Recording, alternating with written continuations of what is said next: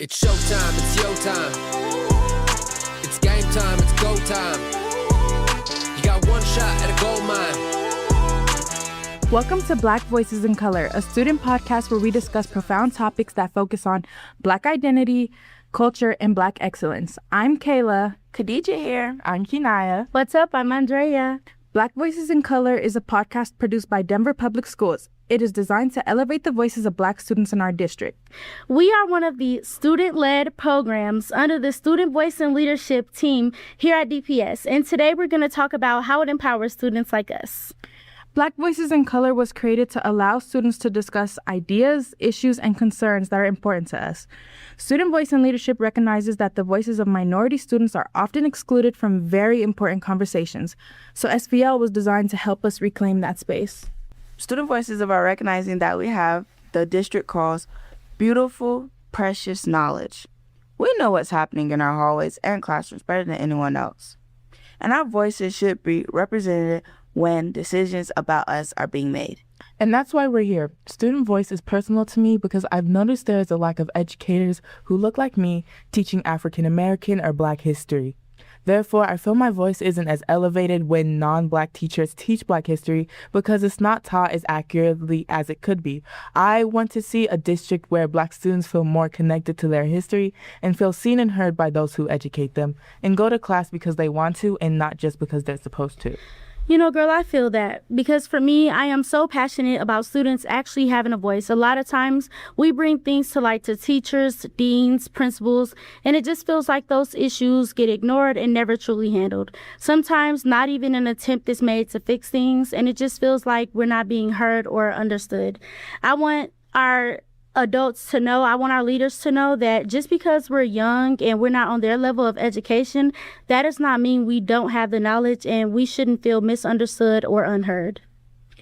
Student voice is important because being a student that's involved in a lot of clubs, I sometimes feel that my voice or my peers' voices are not being heard. And this can affect how we feel in our communities. Within our district, I want students to be able to express themselves without feeling like nobody is listening or that they're being overlooked.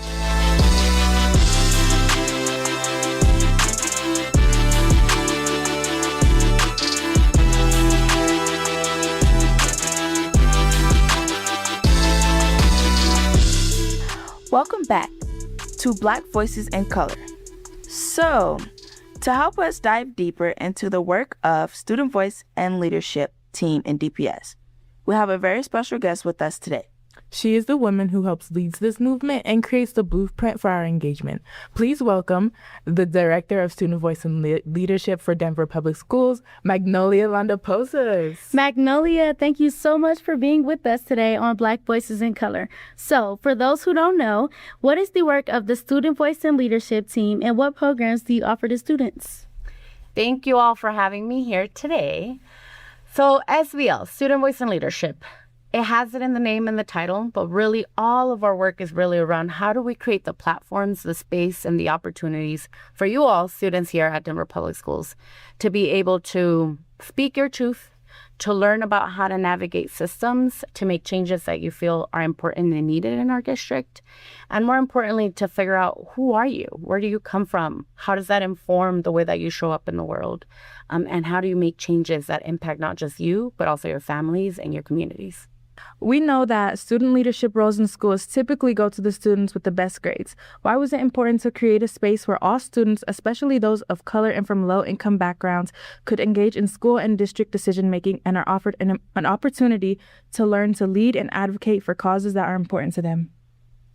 Well, we know that those folks that in our district have the least voice are often also the ones that have the biggest socioeconomic impacts and lived experiences. And so for us, it was important to elevate those voices here at Denver Public Schools. We know that if we make a change with the folks that are impacted the most, then every single one of us, be it students, staff, professionals, we all benefit from every single student being successful. And so for us, it's important that we create programs like Black Voices in Color. We also have programs like Student Board of Education and the Multicultural Student Advisory. where we elevate not just the voices of those that naturally tend to be leaders, but also those that maybe are shy or feel like they don't have power or agency, and help them figure out, well, what is your leadership style? How do we get you there? Maybe you're not always very loud. Maybe you're more of a quiet person, but that doesn't mean that you don't have impact. And especially because we know that their lived experiences as folks of color and as minoritized students, or as students struggling with attendance or lack of engagement in our classrooms, are the ones that could tell us, well, what could work? How can we change our system to be one that is welcoming of every single student? That's very informational and informative, and I like how inclusivity and equality is a big drive in your institution, because it allows everyone to have a voice, which is something that's really important. SVL promotes identity development, critical consciousness, leadership development, and civic engagement, and prioritizes action civics. Can you explain what that looks like for students? Yep. So we believe, right, that you can't have a student that is ready to enact change if they haven't done the work of knowing who they are. And so we take it all the way back. And for us, that means identity development work first. We want young people to know, who are you? Where do you come from? Who's your family? How did you end up in Colorado? How did you end up in Denver? And how have all those experiences shaped who you are? So after we've done that identity work, it's important for us to now start getting into conversations around critical consciousness, right? We can't do that deep work of being critical of the world and the systems in our institution here if we haven't done that work of thinking about our identities, how they intersect, and how we're impacted by all of the different experiences that we have. After we've done that internal work, it is really important that then we go on to leadership development work. And so leadership development work for us looks like, what kind of leader are you? So we look at what leaders already exist, historically in the past, but also presently. It could be a teacher, it could be a parent, it could be somebody in community that you look up to. What are the traits that that leader carries, right? Are they very extroverted? Are they not very extroverted? Are they loud? Are they quiet? Are they willing to speak up to power? Or are they more strategic in maybe the approach that they take? Is it something that they advocate for and change every day? Or is it something that they work towards over the span of 2 to 3 years? And so we do that leadership development by looking at, how are other folks doing leadership? And then you all figuring out for yourselves, what kind of leader do I want to be? Do I want to be a leader that is in front of movements and changes? Am I somebody that is more on the background, supporting and helping others get the issues that we care about up in the forefront and change and shifted? And then after we do that important identity work and leadership work and critical consciousness building, we get to the very last piece of our work, which is civic engagement.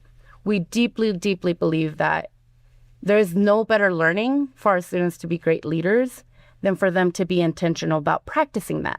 What does it look like to be a leader that wants to enact change? And sometimes we're going to make mistakes, and sometimes we're not going to do really well. And that's okay. That's what SVL is here for you all to practice and for us to give you feedback on how do you engage in creating changes in your community, in your classroom, in the district as a whole. How does the district like Denver Public Schools operate? So we educate folks on policy governance, who makes the changes, how to advocate for those changes. And then ultimately at the very, very end, it is all about action, right? So that's where action civics comes in. Going through a process of like all those pieces that I just talked about. And then at the very end, the most important piece, reflecting on what did we learn? How can we do better? Who else do we need to bring into the conversations that we have? Because we know that one of the most powerful things that young people can do is coalition build with others outside of just their communities and their identities and the specific issues that they're passionate about. Student Voice and Leadership acknowledges that as students, we have beautiful and precious knowledge because we're the ones living the student experience every day. But sometimes it feels like the adults make decisions without taking our experiences into considerations. How do student voice and leadership programs help students become leaders and advocates? Oh, I love this question. Thank you for asking it. I really believe that it comes down to helping young people understand, one, how our system works. Many times we're like just raging against the machine. We're really mad. We're really upset, but we don't even know where to start. Like, who do I talk to about this issue that I'm very passionate about? How do I change the system that I know isn't working and functioning? So we really work with you all on answering those questions and getting the right folks in front of you. So one is learning how to navigate the system, learning how to identify who has power in the system. And then I would say that the third piece that we really work with young people on is like finding your voice. How do you find a voice that isn't one that might turn folks off or one that might get folks all riled up, but maybe not in a productive way, but finding a voice that understands where other folks are coming from, but also pushes and demands that changes happen. And so that's a hard thing to do. I would say that I still need practice. Every adult that I know still needs practice, but what's that delicate dance, right? Between bringing someone in to have a difficult conversation and at the same time demanding that there be changes and shifts. When the students who participate in the student board of education or the superintendent and student advisory go into meetings with school board members or the superintendent, it can be pretty intimidating. How does SVL prepare them to meet with these leaders? What I've learned has really, really worked is giving some time for those leaders to come in and actually meet with the students and build relationships. I think anytime, the more you meet with someone, the more comfortable you get, the more you're willing to be vulnerable and share really what you believe. And so that's one big piece that we ask adults in that space too, is that they be vulnerable, that they ask deep questions, and that they're authentic as much as they can be. And that is core to that work. I think the other piece that we do is that we let folks know that it's okay to make mistakes. We're all learning. We're an educational system. So that means that you shouldn't be perfect, and failure is okay. And so even if something happens that maybe didn't go as well as folks wanted to, or they didn't get to share everything that they wanted to, we always offer opportunities to bring some of those things back. Whether it's adding additional meetings, whether it's following up via email, whether it's making calls with leadership in our district, there's always been a willingness to engage and have deeper conversations with our students. So that is one thing I'm very, very happy about. A lot of times students speak up about issues that negatively impact them. How does SVL help students move past just complaining so they actually get to the point where they're creating change in the schools and or the district? Mm-hmm. Man, that is probably, I would say, the hardest piece of this work. And I completely understand why. I think about when I was younger, I was very angry and very mad. And what we try to tell young people and the adults we work with too is that that's actually the first natural step to becoming a leader, is recognizing all the inequity, all the injustice, all the things that are not going well. And so our natural reaction is to get angry, to be mad, to be upset. But we can't just live there, right? If we live in anger, you all wouldn't be happy, we wouldn't be happy, nobody's happy, and then still nothing changes. So how we navigate young folks through that anger is really through research, right? What has been true in our district in the past? How are we already miles ahead in a lot of ways, but also recognizing there's a gap, right? And so how do we dig into that gap? One, through storytelling, which I think is a big part of what you all do here in our district, is like that element of story and people and communities. But another piece is like deep research, right? What's the data? What are the numbers? What are people reporting and saying is working for them? In our school, we care a lot about grades. What are their grades? Who is actually graduating? Who's coming to school? Who's not? Who's showing up? And then making, right, educated guesses and very much informed thoughts around like, okay, this is why we think folks are not doing well. How do we then start proposing solutions? And for us, we've really encouraged youth-adult partnerships, which means not making those solutions just in a bubble, right? Because anytime that anything happens in a bubble, it doesn't go beyond that. So it is, how do we bring in adult allies and adult folks that are just as invested as our students are on these issues to work with you all on proposing and putting forward solutions to our district? Okay. And your team really stresses the importance of youth-adult partnerships. What role do adults play in supporting student leadership and change? And why is that an important part of your work? Yeah. Man. The beautiful thing about SVL is that we really center and work on elevating student voice. What I've also seen, right, is that when we only center and only lead with student voice, oftentimes changes happen in such a small, and like I mentioned earlier, bubble. And then it doesn't go anywhere beyond that. And where I've seen changes that have been successful in our district, there has been partnership, and specifically partnership with adults. And that's really important to us because we know you all have power. Y'all have precious, beautiful knowledge, lived experiences. Y'all have so much information around what is and isn't working today in our classrooms. But the reality is that adults also have power in our system, right? They're able to navigate and shift that power as well. And so it is important that we bring adults into conversations around what isn't working so that they're partnering with you, all the students, to enact the changes that have to happen. If we only have adults as like obstacles and folks that we're having to go up against over and over again, we're not going to see the changes that we want to see.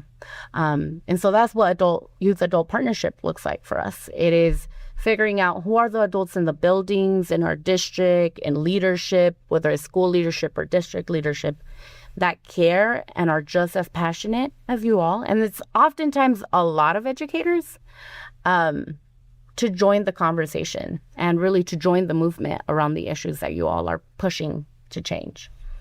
And so that also requires educating and teaching and training up our educators. I deeply believe that the majority of the educators in Denver Public Schools care and want things to change and be different, not just for you all, but for everyone. But sometimes they don't know how to do that, right? Sometimes we're so stressed for time and deadlines and all the other needs that you all have and making sure that we're present and that we're, getting to all the outcomes that we want to get to, that we're making sure we're hitting those assessment targets, those grade targets, making sure people are graduating and getting to college. And so I see our work being like, let's take a pause. How do we relationship build with you all intentionally? How do we create space to talk about what's not working?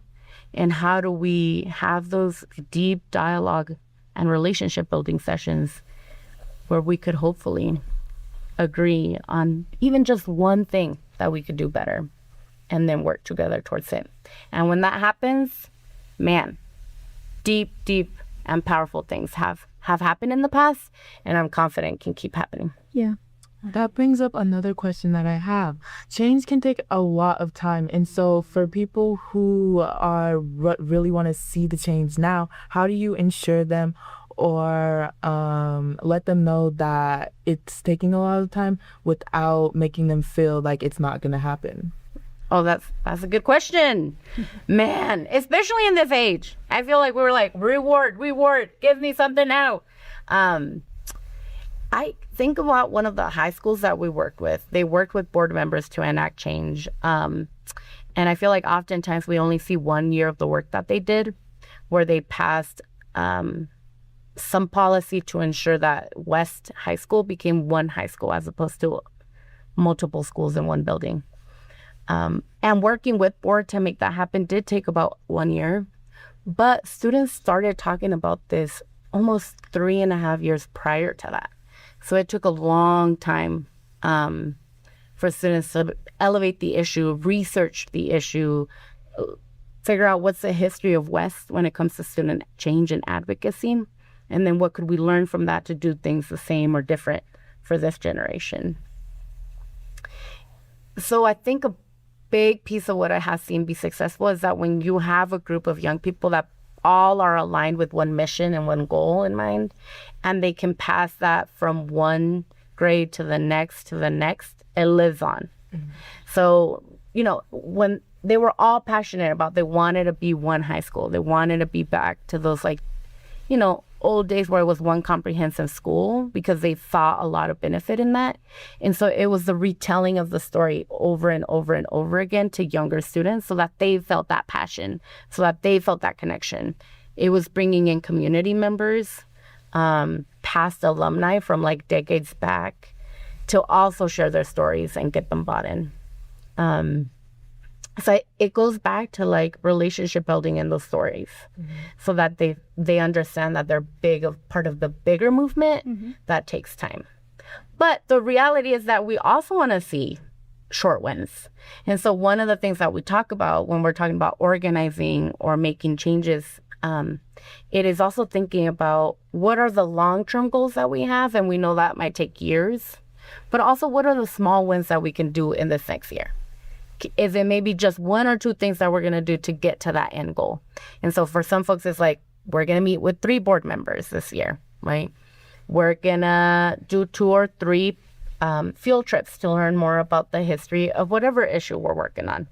And those are small wins, right? That helps us feel like we're moving towards something, and they're just as important as that long-term shift. So speaking of moving towards something, SVL is a space where activists are born. What has been the most surprising or proudest moment for you seeing students step into the activist role? Man, talk about not having time and capacity and all the things, but honestly, what has been the most rewarding about this work is seeing alumni just do beautiful and powerful things outside of Denver Public Schools. And I'm talking about like, forget like higher education, forget career. I mean, those are important. We care about those. We want you all to do that for sure. But it's just their power. Like, we have some young folks doing work with like students that are system impacted, so that are in and out of incarceration. And they're leading a cohort of students that are learning how to do policy shift around that work. And that's led by alumni that were in SVL.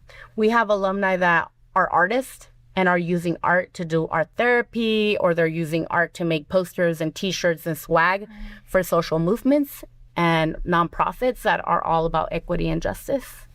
I think about other alumni that are doing like really, really powerful work with youth through the nonprofit avenues, and they're kind of doing what we used to do here at SVL and teaching young people to find their voice. And so every time that I come across a young person that is like involved politically, involved civically, regardless of what they're doing, even if they're like small businesses, because some of them, quite a few of them have small businesses, they always have a way that their small business comes back to wanting to do social justice work or social equity work. And so that to me is the most powerful thing, because you know, as a person being back, laying back, and just seeing the ripple effects of every single one of those is beautiful. And I'm like, I don't want to get emotional, but I think about you all, right? Like in 5-10 years, whatever you all do is like another bit of that impact, right? Of hopefully what you all experience here in Denver Public Schools. Sometimes good, sometimes bad, right? But that all pushes us to think about, how do we do better for the next generation to come? Yeah. Our podcast is called Black Voices in Color, and we want to inspire Black students to speak up and get involved in leadership in our district. For a student listening who feels like they don't have power or doesn't know where to start, what would you say to them? What if I do a little different here, and I ask each of you to maybe tell me, what would you all tell them to do? And I say that because that's another thing that we push at SVL is like peer-to-peer, right? You all are in that process. Y'all are doing this work right now. So what would you tell your peer? I would tell them to be open to doing something new and to have an open mind. And even if you don't feel that you don't have a voice or that your voice doesn't matter, take a chance, because it's better to take a chance and then miss than to not take the chance at all. And so say what you want to say and hope that it goes somewhere, because it most likely will, with how many adults who actually care in the district. So one of them is bound to hear you out and get connected. So what you said is acted upon. That's beautiful. Yes, I agree. I would encourage them to be ready to feel uncomfortable, be okay with being uncomfortable. And, when you're speaking out and you're trying to really fix a problem or you want to see change, you're going to hear a lot of no's before you hear a yes. And you don't want those no's to discourage you. You want to keep going, because if you want to push for change and you want to really see it, you have to be a part of that. Yeah, that's good.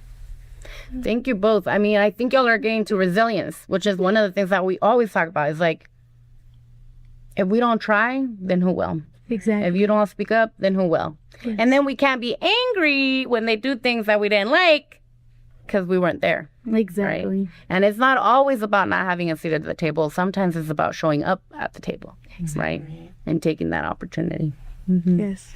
When you look at the work SVL is doing, what's one major change you hope to see in DPS? Like, what are some of the success you have seen student leaders achieve? Okay. I'll share one thing that I think as a district we could do better, and then I'll share one thing that I know SVL is working on doing better than, like, ourselves, right? Because we also are accountable to making the changes that we want to see. Manual High School created a curriculum review board with students where students are able to review the curriculum that their teachers are creating in real time. And so teachers will come throughout, they'll have like assigned dates and times where they come and show their curriculum and their scope and sequence and what they'll be teaching and the activities that they plan to have in the class. And then they get direct feedback from their students. And so that has been a really beautiful process to see. It's powerful to see how adults in that space are like, oh my God, I had not thought about, or I hadn't considered, or you're right, I should change XYZ. And then they're in turn seeing way better engagement in the classroom. Students are showing up more prepared. They're wanting to be in the classroom rather than skipping because maybe they felt like something was boring or didn't make sense. So I really think that we could tap into that to figure out how do we spread that across the district? What does it look like to really get student voice and engagement on what we're putting in front of you, right? Because oftentimes y'all are telling us like, this is not it. I'm just counting the minutes, the seconds, the hours to get out of this classroom. But if we could leverage you all as thought partners and as co-designers in that curriculum, I think we could do really great things. So that's one piece. For student voice and leadership, I think one of the ways that we could do better is engaging the most disengaged, right? It is so hard to engage the students that are already missing 40, 50, 60, 70% of school, right? And so one of the ways that I'm really excited that we're shifting some work this next academic year is that we're partnering up with Highly Mobile Youth, which is a team here at Denver Public Schools that works with youth experiencing homelessness or that aren't housed, working with migrant students, working with foster students, and working with military connected families. And so for us, those are, very vulnerable communities that we often don't have at the table when we're trying to make decisions about how to improve this district. So we're really, really proud to be doing, in partnership with Highly Mobile Youth, a program dedicated to those students so that we make sure that their voice is being heard and that we're making impacts that impact the most vulnerable. How did you discover your voice and get involved with student leadership when you were our age? I didn't very much. This is actually why I came back to this work. So I was quote unquote a leader, right? In terms of like, I was very vocal. I was a very high achieving student. I graduated from high school. I was a Daniels Fund Scholar. So that meant my entire college got paid for. And then I went to college and I nearly flunked out, right? So I went from being like a 4.5 student, being very athletic, being in all the sports, like I knew my shit. Nobody could tell me nothing. And then I'm in college and I feel alone. I feel isolated and I felt like I didn't belong, right? And part of that was I went to a predominantly Black and brown school. and a predominantly immigrant school. And then I went to Boulder, which is a PWI, which means predominantly white institution. And so one, it was a culture shift for me. I did not know what was coming. And so when my peers started telling me that I didn't belong there, that I wasn't meant to be there, or would tell me that I was only there as a scholarship kid and otherwise I wouldn't have been accepted to CU Boulder, I believed it, right? And I believed it because I hadn't had an opportunity in high school to find my voice, to have agency, and to really, truly believe that I did belong. And so I'm the oldest of 6 kids, and my parents were like, if you don't graduate, the probability that your siblings are going to graduate from college are really slim. And so for me, it was always important for my family that I succeed so that my siblings would succeed as well. So I scrambled, but I found community. I found the clubs, the teams, the groups, the activities on campus that had me do all this leadership work, right? That pushed me to think about who am I? Where do I come from? Why are my people powerful? Why is my heritage powerful? And how do I carry and funnel that into my career as a college student so that I succeed?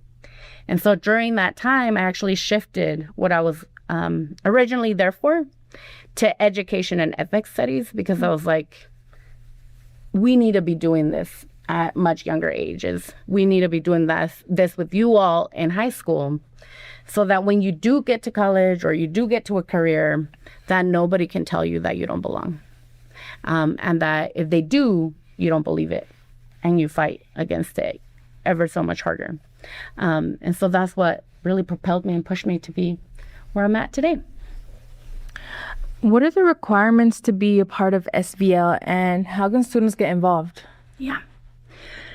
Requirements, we actually really proud to say that we don't have any GPA requirements in any of our SVL programs. And that's intentional because we do truly believe that any student, regardless of who you are, where you come from, the experiences that you're going through, your grades, you can learn to be a leader, because in a lot of ways you probably already are. And so we don't have any of those requirements. For us, it is that you get connected to a program, right? Are you somebody that is interested in communication, journalism, podcasting? Then connect with BVIC, right? Or the Student Voices Podcast Network if you're into storytelling and telling the stories of others. If you're someone that cares about making changes in curriculum or about sex health education, then there's another program that we have called FEAT that focuses on giving feedback and input to comprehensive health lesson plans. And I could go through the entire list, but there's a lot of other programs that we have, and you really just have to email us at studentvoice@dpsk12.net and tell us what you're all about, what you're passionate about, what you're interested in, what you care about, and then we'll figure out what program fits and works for you. And we have some in schools and we have some at the district level. So even if your school doesn't have it, that's fine. We could connect you in one of our district programs. Well, thank you, Magnolia. Thank you so much for joining us today on this episode of Black Voices in Color, for the work you and your team do to elevate the voice of student in DPS. We're so grateful to be part of the SVL team and the platform this podcast provides to us to use our voices. Now, if you want to use your voice and be heard and see change in your school or the district, please be sure to reach out to Magnolia and the Student Voice and Leadership team. Remember, the only way to be heard is to use your voice. We also want to thank you all for joining us on this episode. You can support our podcast by sharing this episode, and you can find Black Voices in Color on all major podcast platforms under the DPS Podcast Network. Don't forget to subscribe to our YouTube channel at Denver Public School Plus. See you next time.